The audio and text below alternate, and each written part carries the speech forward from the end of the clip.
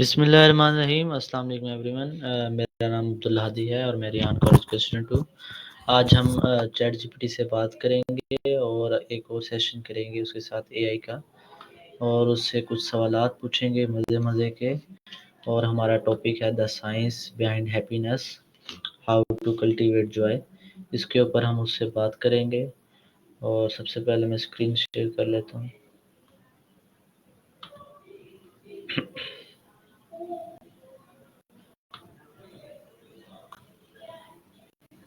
और हम chat GPT पे जाएंगे।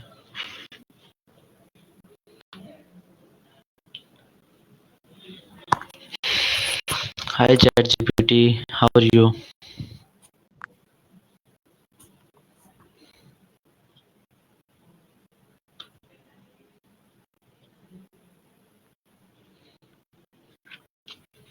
Hello, can you hear me? Absolutely, I can hear you loud and clear. How can I help you today? Actually, I want to take your interview and ask some questions. So, are you ready? Anything you'd like, and I'll do my best to answer.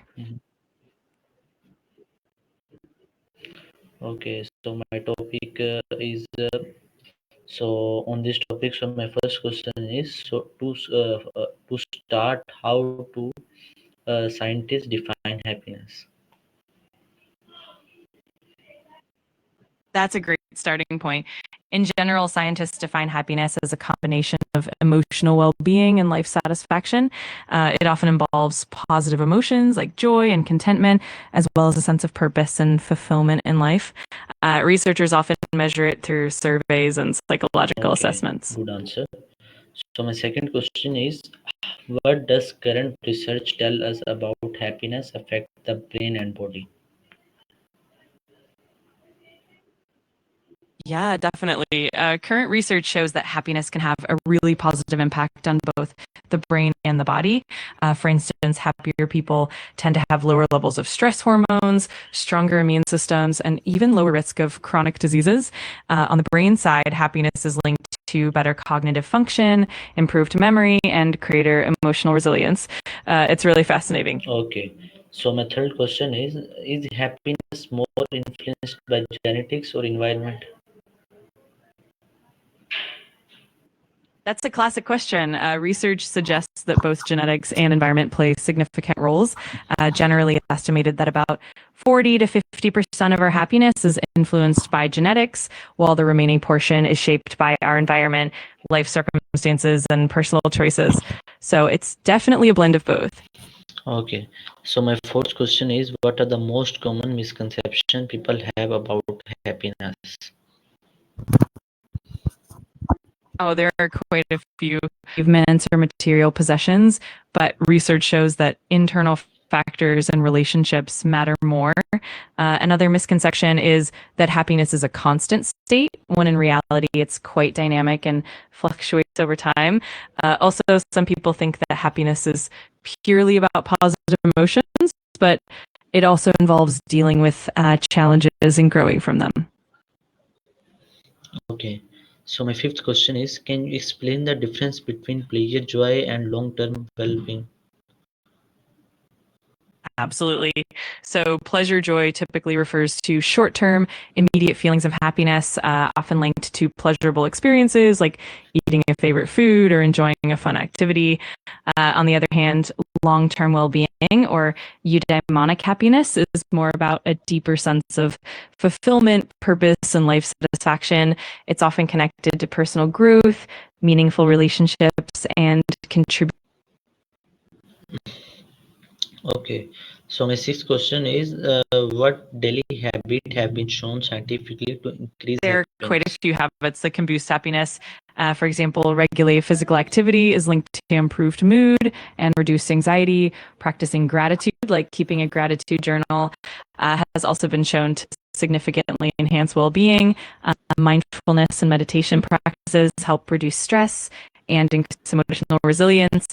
And of course, nurturing strong social connections and spending quality time with loved ones is really beneficial as well. Okay. Social connection in cultivating joy.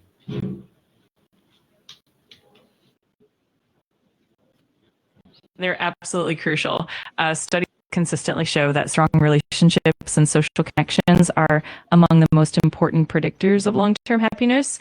Meaningful relationships provide emotional support, reduce stress, and even promote longevity. Plus, sharing positive experiences with others, they're definitely a cornerstone of happiness. Okay. So my next question is, in the moment of stress or difficulty, what are evidence-based practices people can use to regain a sense of joy? Great question. Some evidence-based practices include mindfulness meditation, which help ground you in the present moment and reduce stress. Practicing gratitude, like writing down things you're thankful for, can shift your focus to the positive aspects of life. Engaging in acts of kindness and helping others can also boost your mood and foster a sense of connection. And finally, reframing negative thoughts and focusing on strengths and resilience can really help in difficult times. Okay. So my next question is, how do sleep and physical activity impact our? They have a huge impact. Good quality sleep is vital for emotional regulation, helping to reduce stress and improve mood and cognitive function. On the flip side, lack of sleep can lead to irritability and anxiety. Meanwhile, regular physical activity is known to release endorphins, which are natural mood lifters, and it also reduces stress hormones. Plus, being active can improve sleep quality as well, creating a positive cycle. Okay, good answers. So my next question is, which habits have the strongest long-term impact on happiness? That's a great question. Some of the strongest long-term habits include fostering strong social connections, because those relationships really sustain happiness over time. Practicing gratitude, mindfulness, and meditation practices also build long-term resilience and emotional balance. Additionally, engaging in meaningful work or purposeful activities can really contribute to sustained happiness. All these habits work together to create a solid foundation for long-term well-being. Time in nature affect the brain and emotions.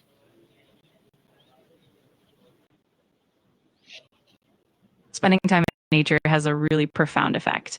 Research shows that being in natural environments can reduce stress, lower cortisol levels, and improve mood.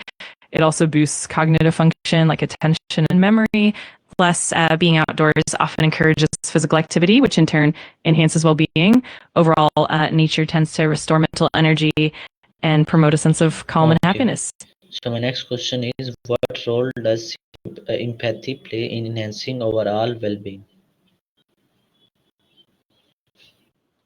Strengthens our social connections and fosters deeper, more meaningful relationships, which are key to long-term happiness. Empathy also helps reduce conflicts and promotes a sense of compassion, both for others and for ourselves. This in turn can boost our own emotional well-being and lead to a greater sense of fulfillment and joy. Okay, so my next question is, how can people create a more joyful environment around them? There are a bunch of ways. One is to cultivate positivity by encouraging and practicing gratitude and focusing on positive interactions. Another way is to create a welcoming and supportive atmosphere, whether that's at home, at work, or in your community. Encouraging open communication and empathy really helps. Also, fostering a sense of community through shared activities or volunteering can really uplift the environment.